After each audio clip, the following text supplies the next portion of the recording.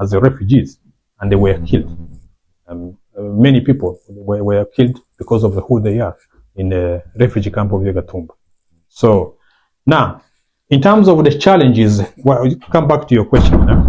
The challenges they are facing is simply the fact that they are Tutsi, the fact that they look like the Tutsi Rwandans, they are not considered as citizens. They are not considered as having a right to live in that country. Now, this is a catastrophic campaign to uproot the Tutsi. Uproot here meaning to move everybody from the east of Congo. They can go to another country, which is impossible. And I'm telling you, this is impossible. It will never happen anyway. Those people who are still have such kind of ideology, they will.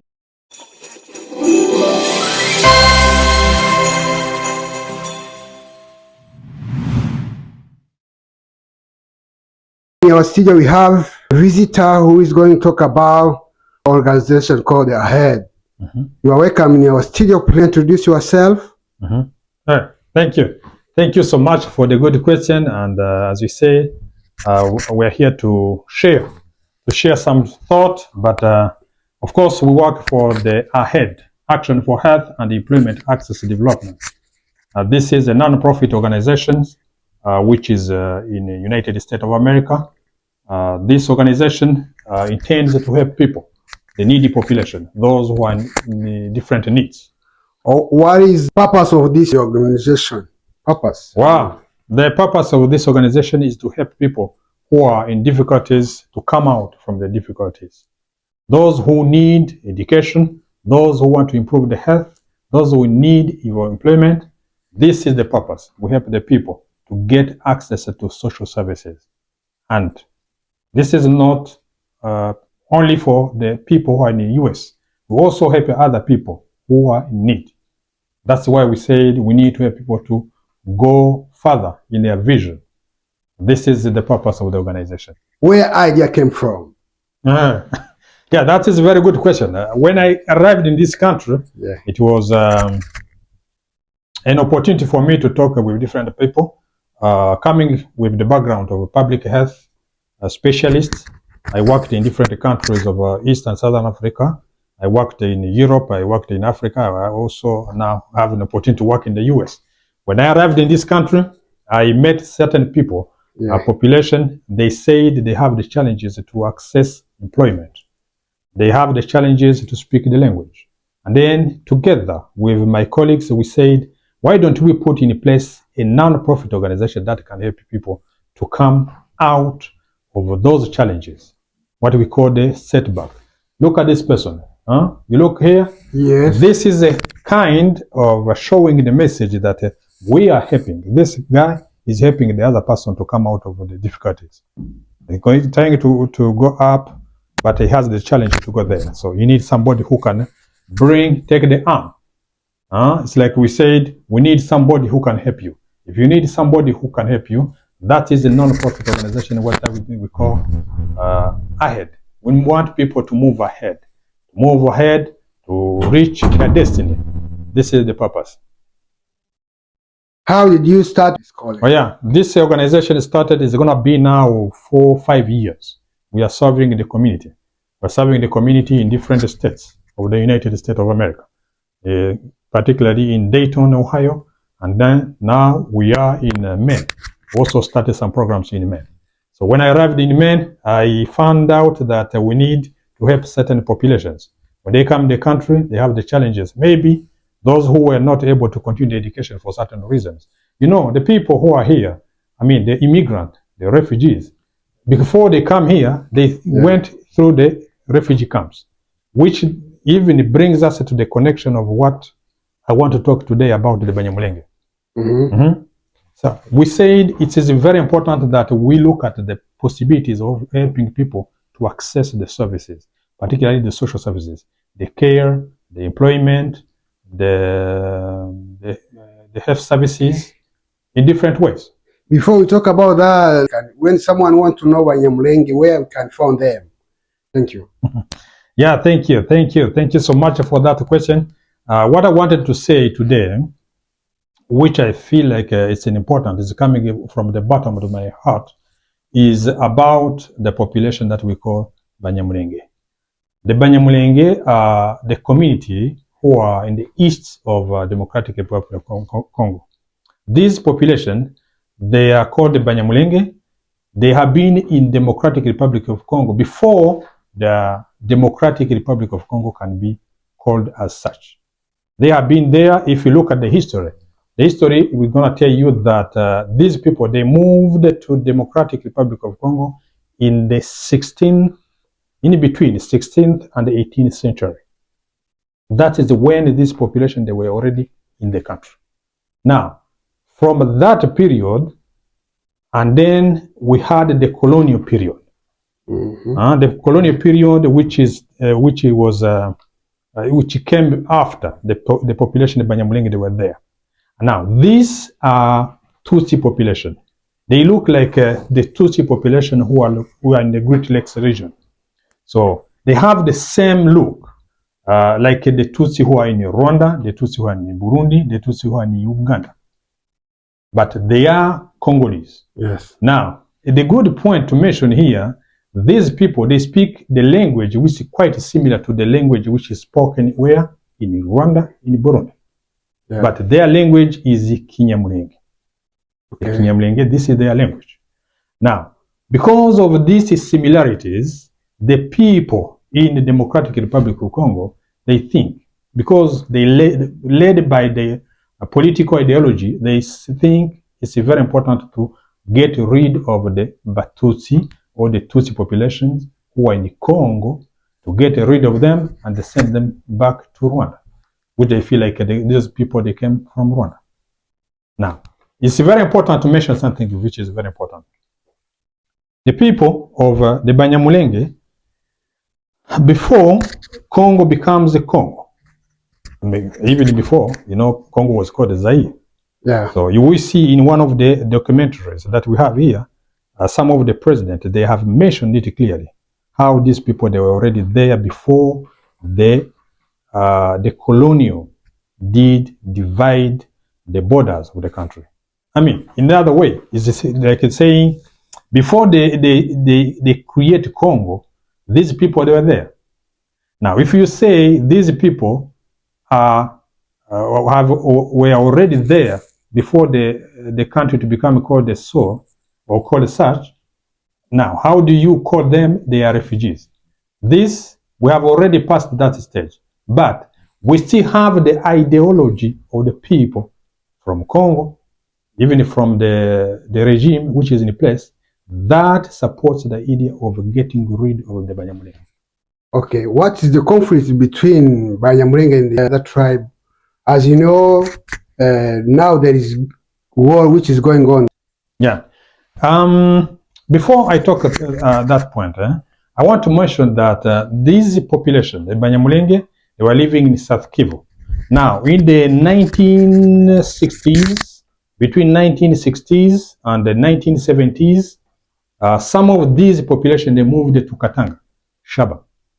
They lived there since then, and then since one point about the numbers, the number of this population. Since 1984, the Democratic Republic of Congo have not done the census. For those who are aware about the census is the way of estimating the population which is in the country. Mm-hmm. Every 5 years or every 3 years, every 2 years. In some of the countries which are very organized, after 2 years, they make an update to see the number of the population. So the evidence is telling us since 1984, Democratic Republic of Congo have not done the census to estimate the population which is in the country. But the estimate of one of the scientists, Joseph Mutambo, which was done in 1997, estimated about 400,000 of the people, the Banyamulenge. The Banyamulenge were estimated at 400,000 in 1997. But from then, you can see how the population growing. It has grown. Yeah. So the population is no longer 400. There are many people. Now, in terms of the conflict, these people are not in a conflict with any person. They live in the country. They are citizens.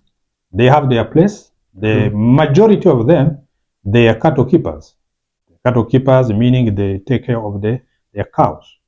So they are in peace. But because of the ideology of ethnicity, ideology of divisionism, ideology of trying to get rid of these people from Congo, this is politics, Yes. the leadership in the country causes some conflict between them and other people who are the Babembe, Abafurero. They say, you need to work on removing these people from here. Get rid from these people. Now, the one way of getting rid of them is maybe they kill them. This is genocide because of who they are. Yeah. Another point, another scenario is to chase them to come out from the Congo and going to the country of the origin, to call it so. But their origin is in Congo. As I said, they have been in the country since the 16th century. The 16th century, they came in the country before the division of the Africa. Now, I want to say something about some of the facts. In 1998, nearly 2,000 people, Banyamulenge, were forced to flee Katanga. This I was talking about the people who went to Shaba.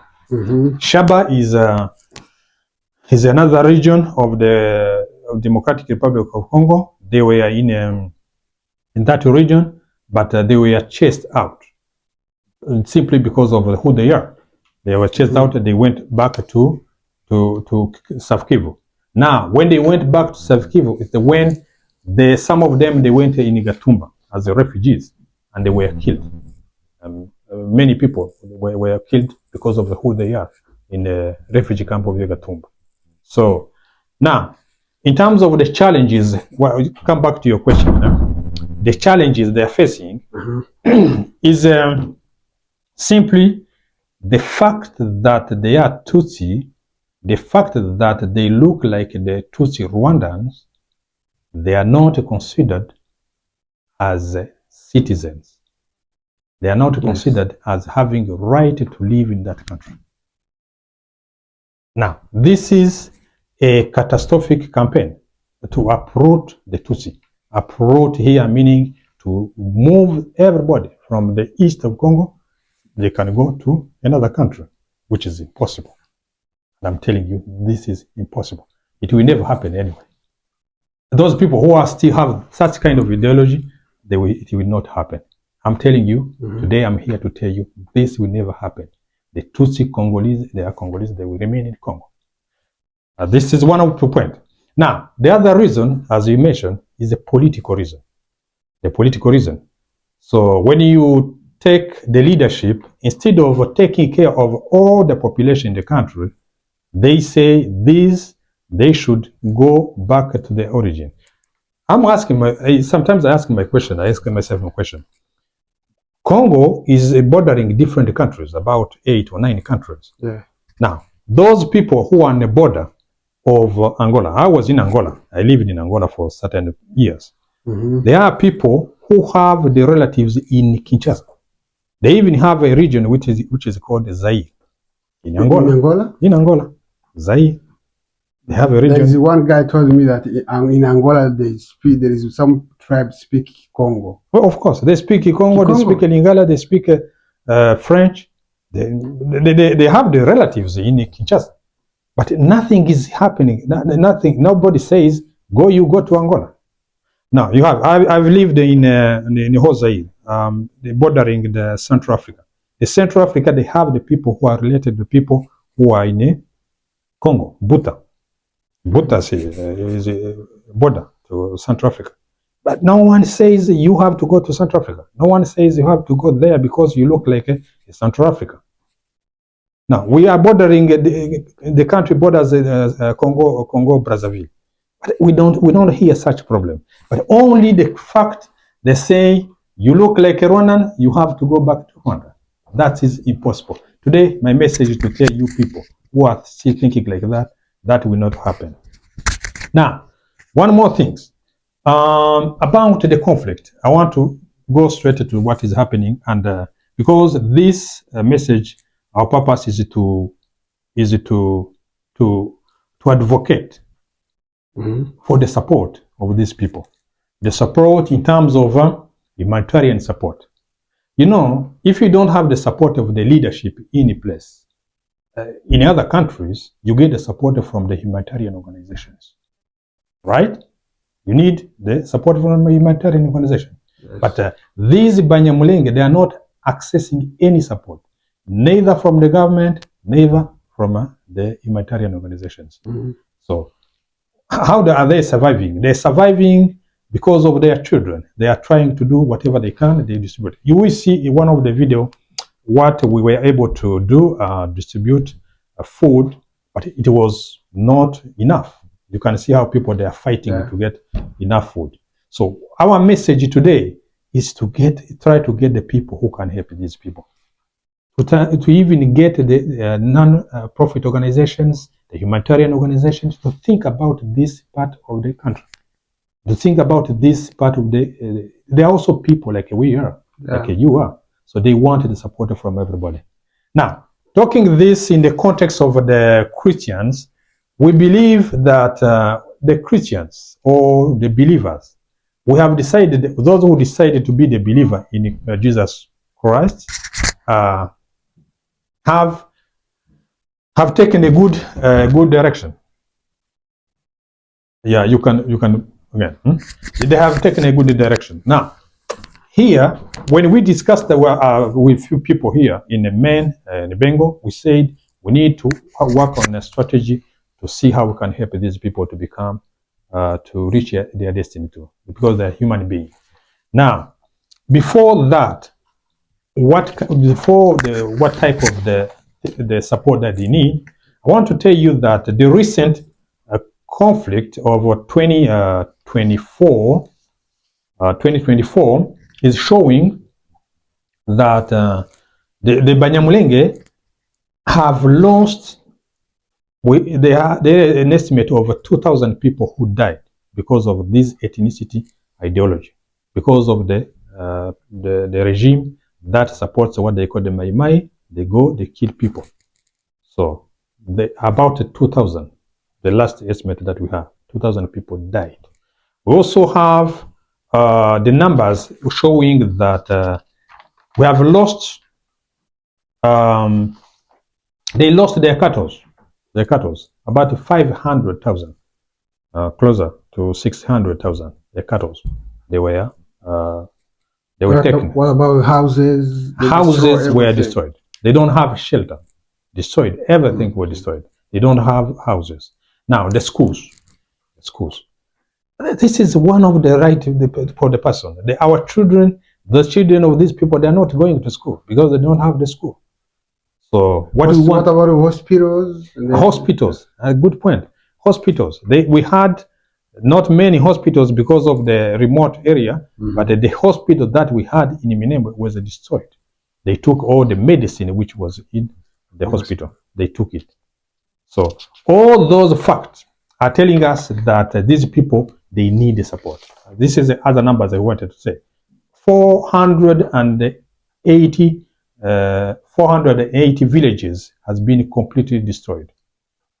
And then, as I said, more than 500,000 cattle were taken by the people who are in the region or by the FRDC, the government, another way to say.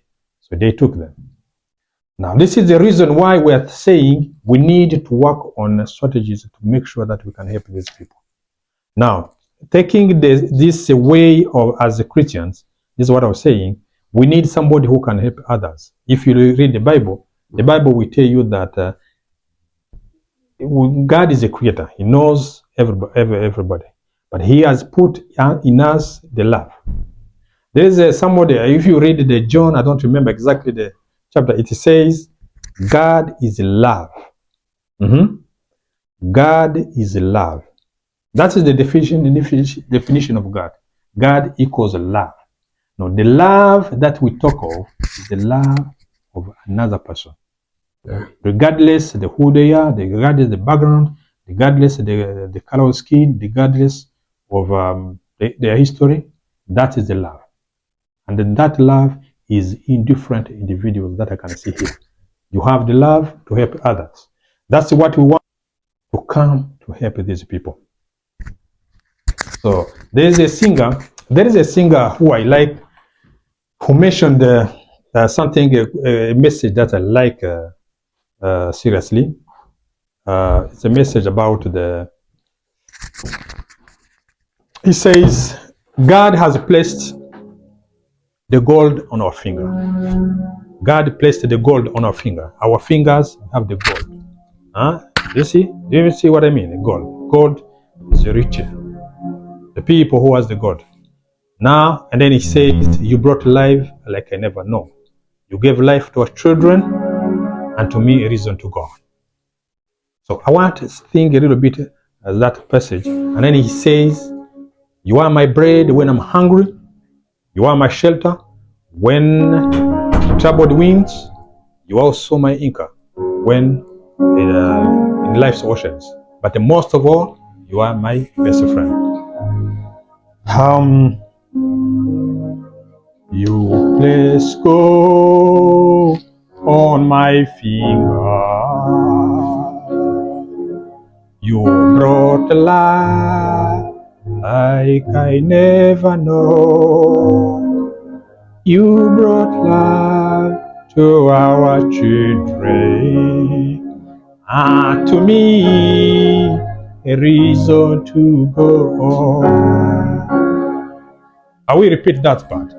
You placed gold on my fingers. Our fingers, we have the gold. We have the possibility to support others. You brought life. You also gave life to our children. But most of all, you are our best friend. You placed gold on my finger. You brought life like I never know. You gave life to our children, and to me, reason to go on. You are my bread when I'm hungry. You are my shelter in troubled wind. You are my anchor in life's ocean. Most of all, you my best friend. You are my bread when I'm hungry. You are my shelter in troubled wind. You are my anchor in life's ocean. Most of all, you my best friend. Amen, amen. I want to say something. I think this exercise touched my heart. And I feel like if you look at the other videos that we will share with you in this documentary, you will see the people are suffering. The people suffering, they need the support from other people. They need the support from us. So, in terms of what we were asking the people to do, is to donate if you can. Donate whatever you can to help these people to come out of these difficulties. Number one is to get the food. Number two is to get the education. Number three is to get the health, the medicine.